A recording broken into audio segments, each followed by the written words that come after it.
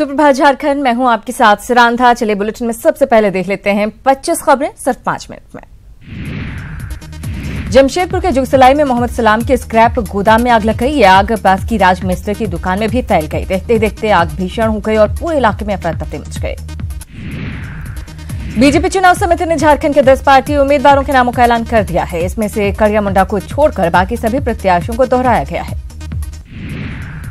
खूंटी लोकसभा क्षेत्र से टिकट काटे जाने पर बीजेपी नेता करिया मुंडा ने प्रतिक्रिया दी है। सांसद ने कहा कि अर्जुन मुंडा को टिकट देना सही फैसला है। वो पार्टी और समाज के लिए काम करते रहेंगे।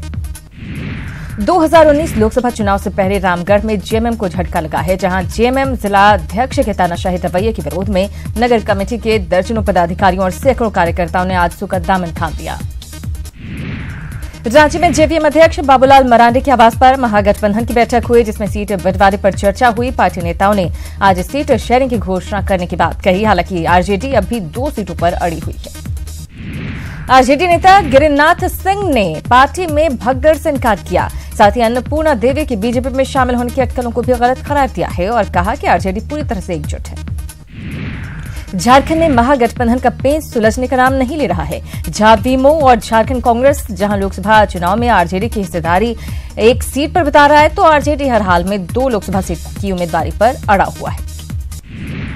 झारखंड महागठबंधन में सीटों को लेकर कोई विवाद नहीं है। कांग्रेस नेता आलोक दुबे के अनुसार कांग्रेस 7, जेवीएम 2, जेएमएम 4 और आरजेडी 1 सीट पर चुनाव लड़ेगा। साथ ही उन्होंने किसी भी विवाद से इनकार किया है। झारखंड जेडीयू में ऑल इज वेल नहीं दिख रहा। देवघर जिलाध्यक्ष पद पर वैधता को लेकर 2 कार्यकर्ता एक दूसरे से भिड़े हुए हैं और दोनों एक दूसरे को फर्जी और गलत बता रहे हैं।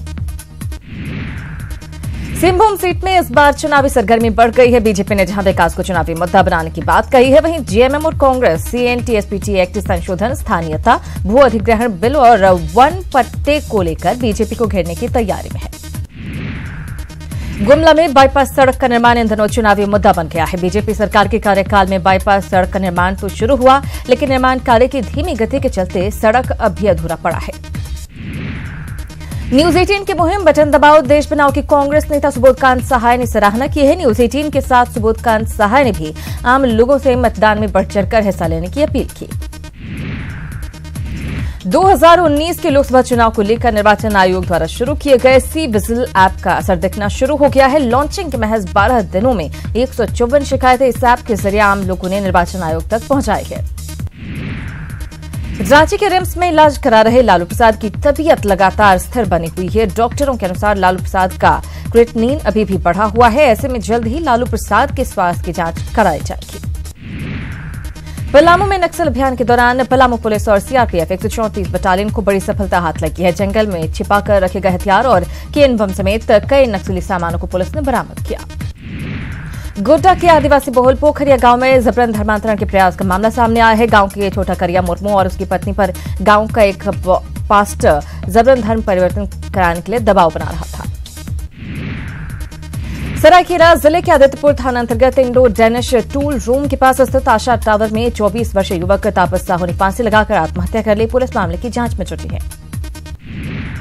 गोड्डा करगिल चौक स्थित गोड्डा पीरपति मार्ग में 2 युवक नो एंट्री में घुस गए और रोकने पर ट्रैफिक पुलिस से मारपीट की। स्थानीय लोगों द्वारा दोनों युवकों को पकड़कर पुलिस के हवाले कर दिया गया।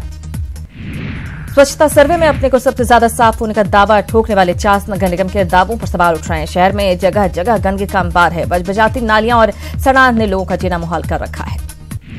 घाटशिला प्रखंड के काल चीती पंचायत रामचंद्रपुर सबर बस्ती के 2 अनाथ बच्चों को उम्मीद फर्स्ट चैरिटेबल ट्रस्ट ने गोद लेकर उनकी परवरिश का जिम्मा लिया है।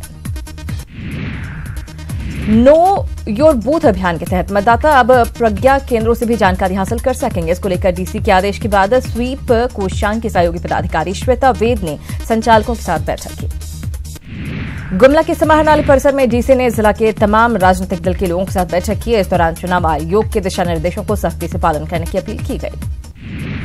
पूर्वी सिंहभूम के घाटशिला कॉलेज में संथाली विभाग और घाटशिला कॉलेज परिवार की ओर से इस साल भी बाहा मिलन समारोह का आयोजन किया गया, जिसमें मुख्य अतिथि के रूप में घाटशिला के पूर्व विधायक रामदास सोरेन शामिल हुए। ऑल इंडिया यूनिवर्सिटी गेम्स में रांची की बेटी बबली कच्छप ने गोल्ड मेडल जीता है। बबली की जीत से उसके परिजन बेहद खुश हैं। जीत से खुश बबली की मां ने बेटी को मिठाई खिलाकर खुशी मनाई।